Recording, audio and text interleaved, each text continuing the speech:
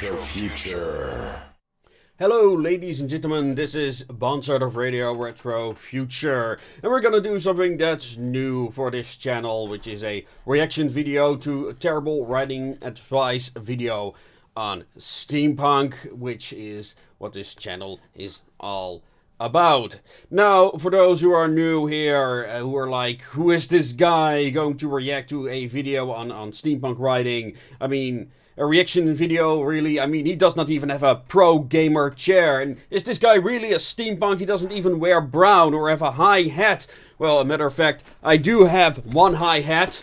Here it is. It was a gift from a friend of mine. And yeah, let's put it. Okay, I don't think this is gonna work. Maybe I shouldn't have taken a shower. Oh, there we go. A high hat. So we're gonna talk a little bit about this video. Now, for those who don't know my background, I have created the. Never mind this. I have made the Steampunk Beginner's Guide documentary series here on this channel, which is completely dedicated to the steampunk genre and subculture. Now, before I'm gonna define what I mean with steampunk, you gotta understand that every steampunk kind of like has their own little aesthetic going on. For those who are not familiar with terrible writing advice, that it's entertainment first with some, well, a lot of sarcasm, as we're gonna see. And with that getting said, let's just get into it.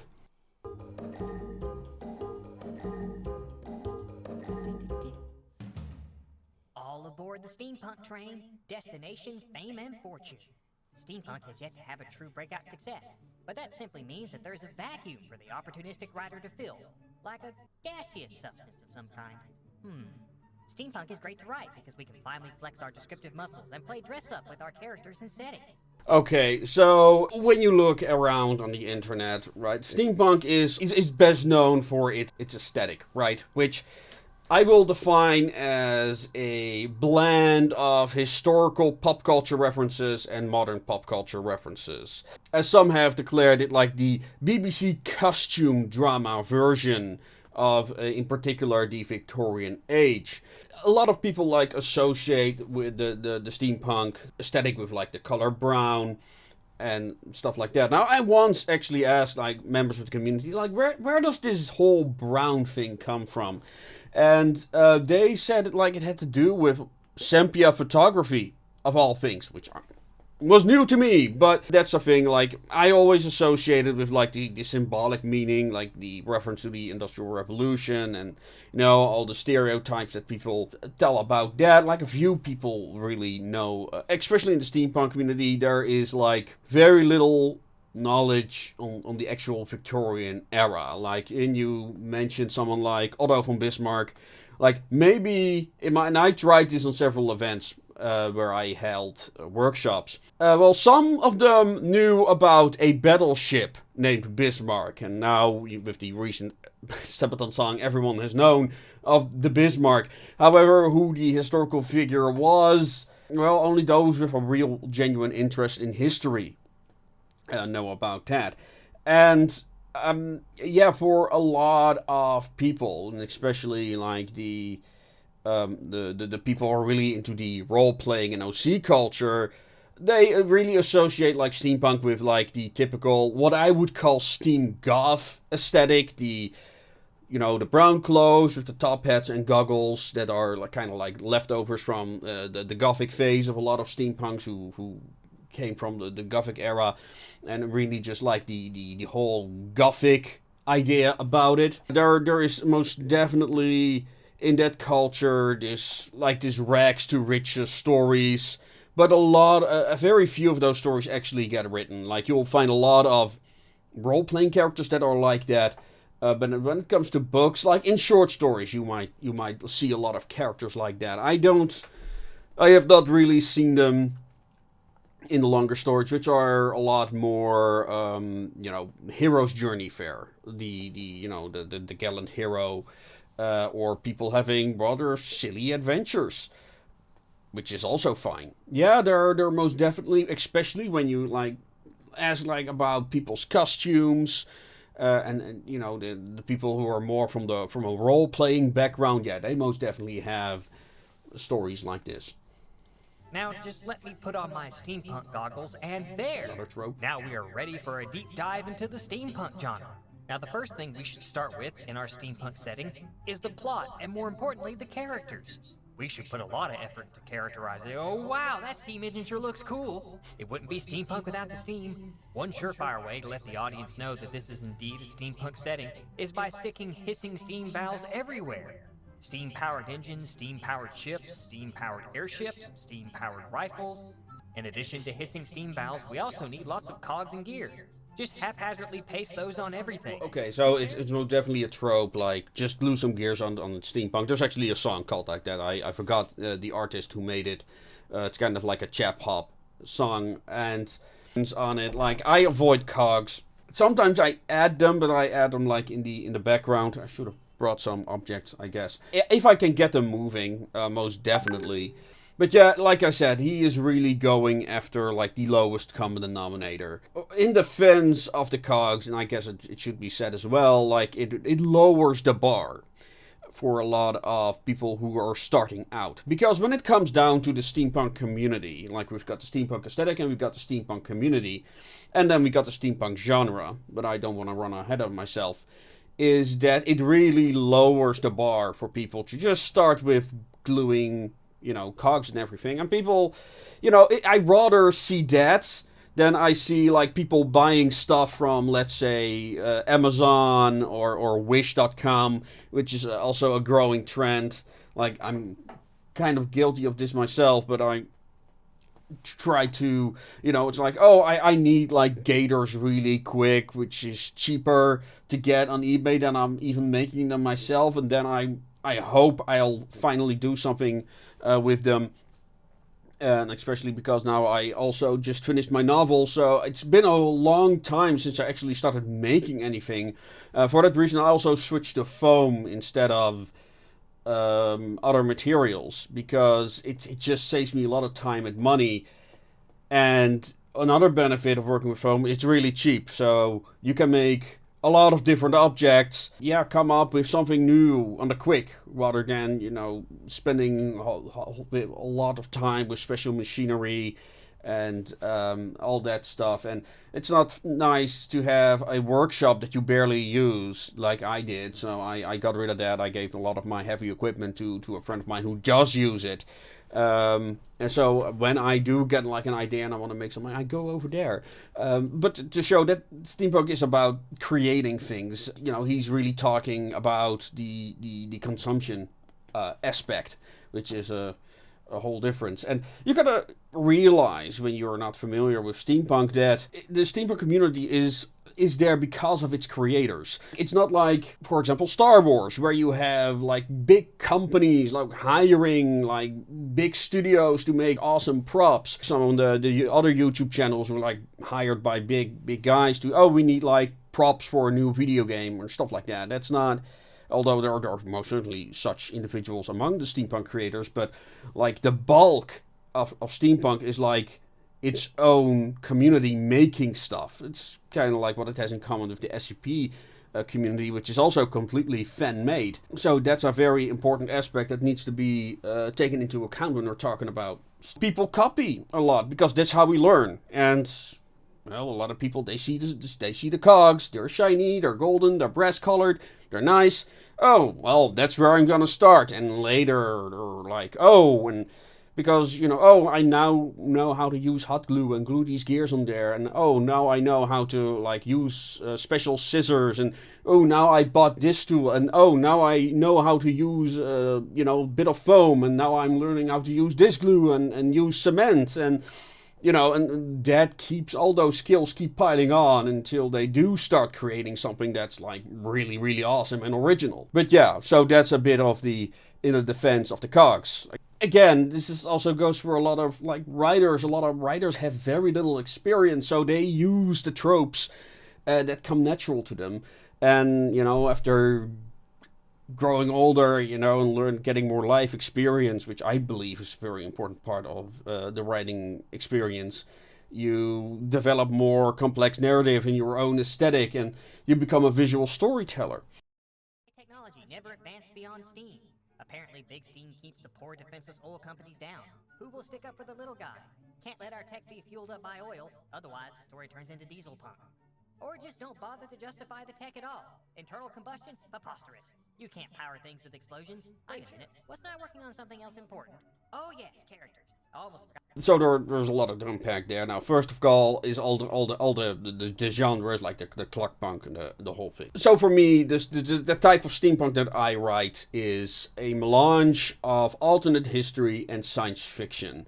And what you see a lot in steampunk in general, all steampunk community, and you see this when you listen to my podcast, the Radio Retro Future podcast, where I have over 100 interviews now with various artists, both musicians.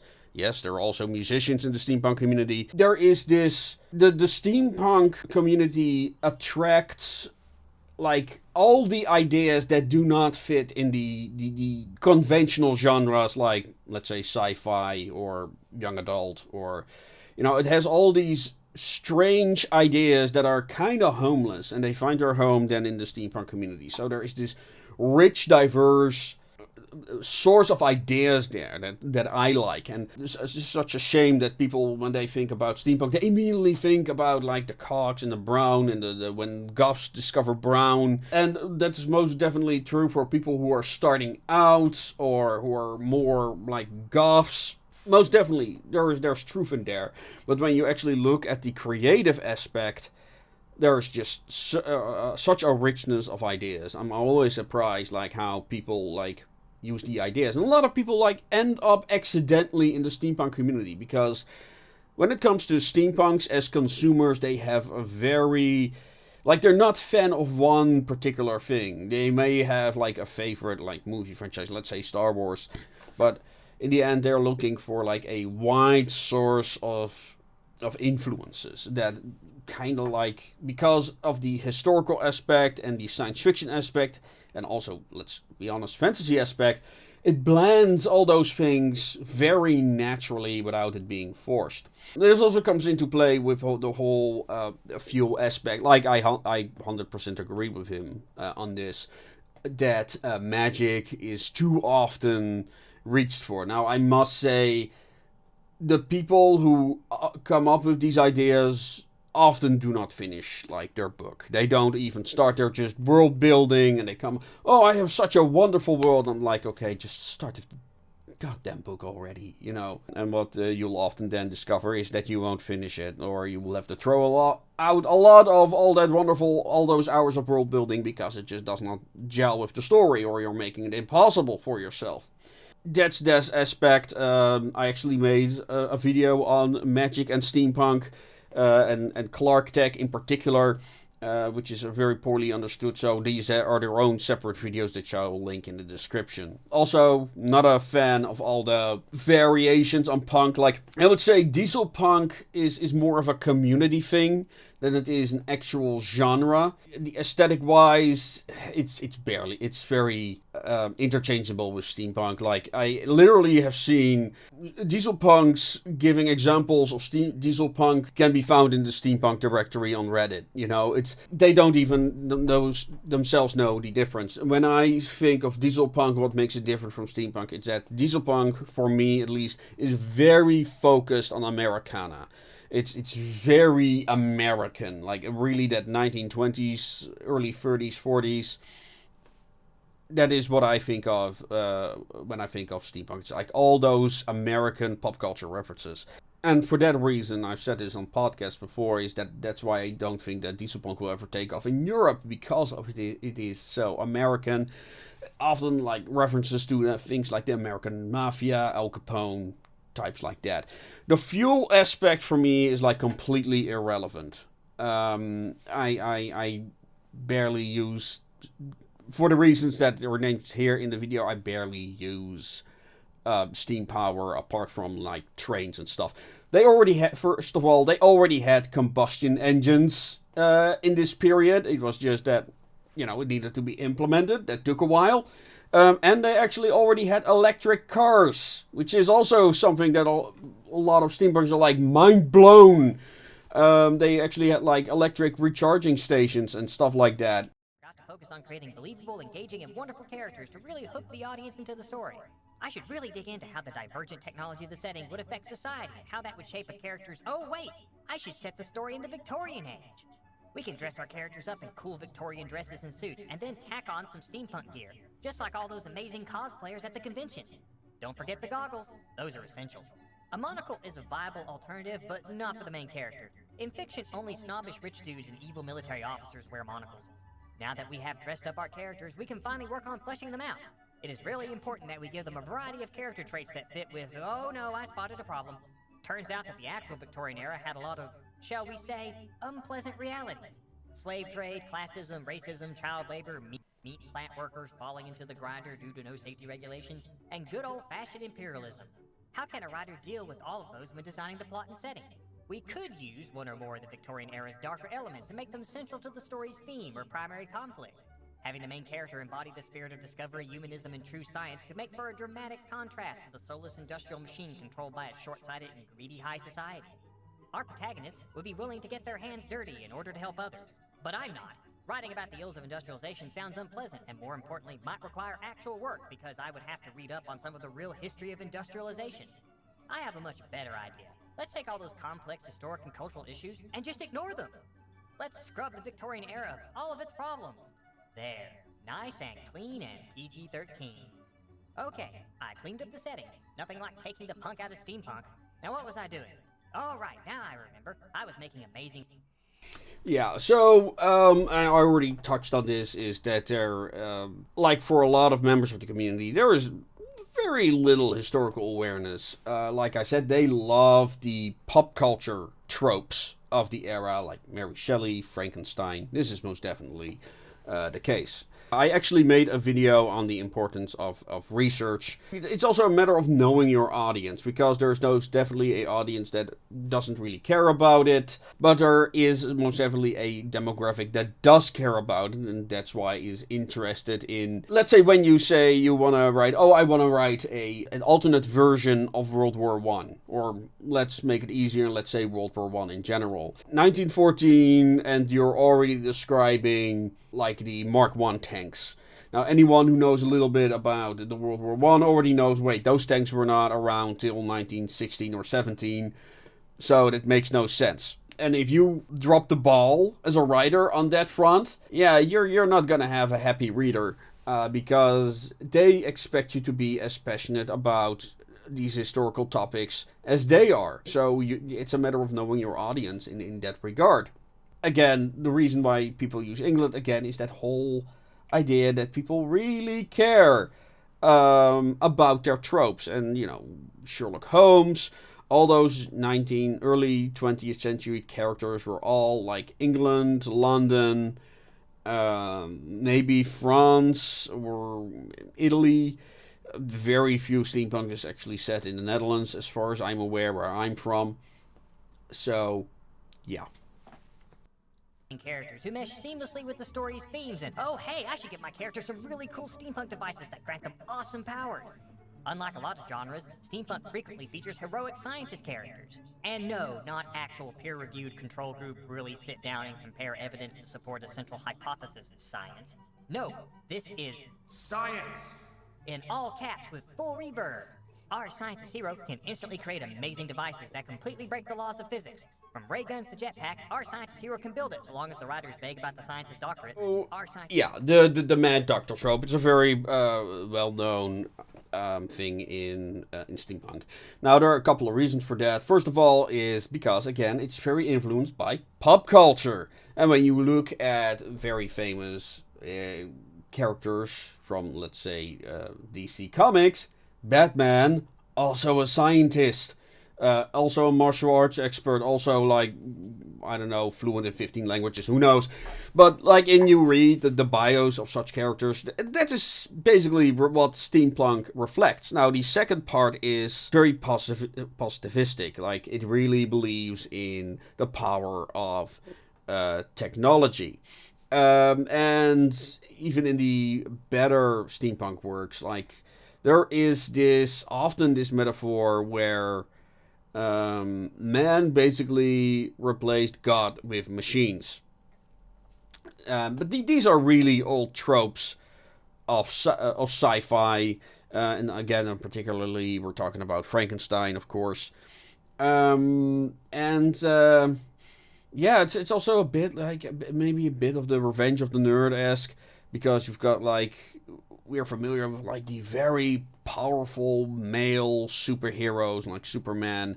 Um, and here you've got like a very intelligent person that gains his strength by using his brain power, and inventing like miraculous machines.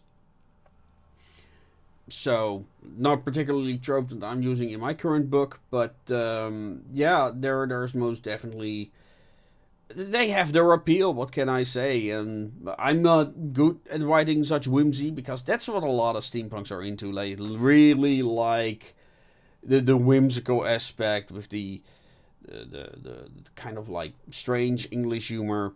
And mad scientists, they're fun, and that's what a lot of consumers of steampunk want. They want like fun, kind of like the Doctor Evil type characters. And well, so does the mainstream, because let's face it, Doctor Evil was quite a popular character during the time when Austin Powers was still a thing. We need a way for our steampunk heroes to get around. A real steam-powered invention was the locomotive. This powerful and practical machine should be completely ignored, so our characters can instead fly on totally safe and not at all explosive dirigibles. Yeah, so the airships, another well-known trope. Narratively speaking, there is a great benefit to having airships, because they can get anywhere in less time than it would take, for example, trains. Right, and we are, let's say, the 21st century person is very accustomed to characters getting from one continent to another with jumbo jets, etc. So, and we kind of want that for our steampunk characters as well, because we want to see the world. Now, that being said, like, I'm not a big fan of the whole airship thing. Like, I do believe they have their appeal. But in my own universe, like, I really put some really severe safeguards on things like airships. I must say that Last Exile is a kind of dieselpunkish anime with a lot of like steampunk-esque elements. I adore, but they have done something very special with that airship design. I actually made a bunch of videos on Lost Exile and why I love that series so much, and it goes way beyond the typical we have airship battles now. And that is what they did with the second season of Lost Exile, which I don't want to talk about that show. But yeah, I did write a blog once on the whole idea of airships, because it is of course adventurous. The idea, how to make it work, I do not know. For example, I've written some stories for the video game Guns of Icarus, and they have like dirigibles and stuff like that, and you're like, how the hell do those balloons stay intact with all that violence and all those guns going off all the time? No clue. And then they also included airplanes, which sounds fun, and they're like easy to kill targets, but it makes no sense apart from in a video game. It's video game logic, and that's what a lot of the writers are. They are gamers. They play role-playing games, so they think more in the terms of potential rather than reality. There is a book, The Cult to Guns Above by Robin, I forgot her name. That is actually done very well, and they're pretty darn vulnerable. Also, the whole experience of being on that airship is very akin to being on a ship of the line from the Age of Sail. Far from the romantic airship experience that you see in, let's say, a game like Strange Brigade. There is a web series on YouTube. I think it's called Aurora. which also is about a airship crew. But yeah, and there is also a game coming out called High Fleet, which I'm really looking forward to, but that's more like a kind of like grimy, dirty Dieselpunk futuristic game. But I'm really looking forward to it. Can't seem to figure it out. I've glued gears and cogs on everything, copy and pasted the Victorian era, and added in a ton of airships. Oh, I see. I forgot to focus on characters and story. I don't think it matters. That is what steampunk is really for, a crutch to prop up crappy plot and characters. Those handy steampunk toys are great for distracting the audience from the utter lack of resonant themes and a cast that has one personality trait apiece. It's important to stay true to the core genre conventions of steampunk and adapt the story to the setting, even if it comes at the cost of the story. And if critics point out your paper-thin characters and plot with more holes than Swiss cheese, then just give them a snarky comeback. But not too much snark, otherwise the story turns into an episode of terrible writing advice. So, final thoughts. I needed to think about this for a moment. Because this is written as entertainment and not so much like a serious evaluation of the steampunk. If you treat it as entertainment, it's fine. I mean, it's really written from the perspective of a hack writer, of a writer who's really poor, who looks at steampunk and thinks, oh, you know, if I just put enough steampunk gadgets in my story, people are gonna like it anyway, you know, I don't have to pay attention to all those characters, blah blah blah blah. But I think this is also intended for a audience that is already familiar, at least with the steampunk genre. As for the tropes, I mean, they're pretty much all head-on with the airships and all that emphasis on steam, despite there being plenty of other alternatives, or just, you know, making it magic powered. You know, all that criticism is all fair enough. It's also a very superficial evaluation of steampunk. He is conflating the steampunk genre with the steampunk aesthetic, which I emphasize to pull those two apart. Because for me, like, the steampunk genre is really about exploring what-if scenarios, like what, and especially in the sense of alternate history, and where you add like sci-fi elements, and you know, then you're gonna figure out, okay, how prevalent are all these sci-fi elements, and how is that gonna affect like the society, what he's talking about, and especially in the context of, well, for example, in the war on slavery, which is a topic that I do discuss in my upcoming book. So yeah, I care a lot about those things. That's why I have like written a lot of a lot of stories for the Association of Ishtar, and there is like a column for world stories referring to worlds, describing worlds. I only have written 2 of those compared to all the other few dozen stories I put on there. And one of the reasons, it's very hard to come up with a world with an interesting concept when you're implementing certain technology into a world. That can have like a big effect. And unfortunately, with a lot of steampunk creators, they look at the world zero-sum game like, oh, one continent like has all the technology and the other sites for some reason don't have that technology. Very low resolution takes on how technology proliferates and that type of thing. And, you know, that's for me the most interesting thing. However, it also takes a lot of time to come up with all that stuff, and that's why I always try to, you know, instead of describing a whole world, I try to describe like small parts of each world, and, you know, see what it does on a regional level. And when you've got that down, then you can like expand it and see what it does like on an international scale, of course. But again, that takes a lot of time, and that's something that's not all writers seem to be willing to take. So what else do I have to say about this? Other than its entertainment value, like, I really recommend the series. It's fun. But one thing is that I know this is a problem I have with most channels that talk about genres and tropes, is that it gives the impression to a lot of aspiring readers that, you know, all they need to learn is, you know, how to not overuse tropes or use tropes properly, which of course it's important. But it's not the only thing that comes with writing. And one of the things that comes with writing is a lot of discipline, and learning how to construct proper sentences, which is something I put a lot of emphasis on my workshop that we do on our Discord. So go check those out if you want. Yeah, and with that, I hope if you are new to steampunk, if you never heard of it before, or you didn't even know there was such a thing as a community, which is something I do hear a lot. I hope this was enlightening somewhat. I hope it was enlightening. If you are curious to my take on the steampunk genre, go check out the Association of Ishtar wiki. It has a few dozen short stories, which are kind of inspired by the SCP format. So if you're a fan of like Lovecraftian steampunk, hard sci-fi-esque stuff, go check that out. And with that said, ladies and gentlemen, I'm gonna bid you adieu, and as always, make things your way.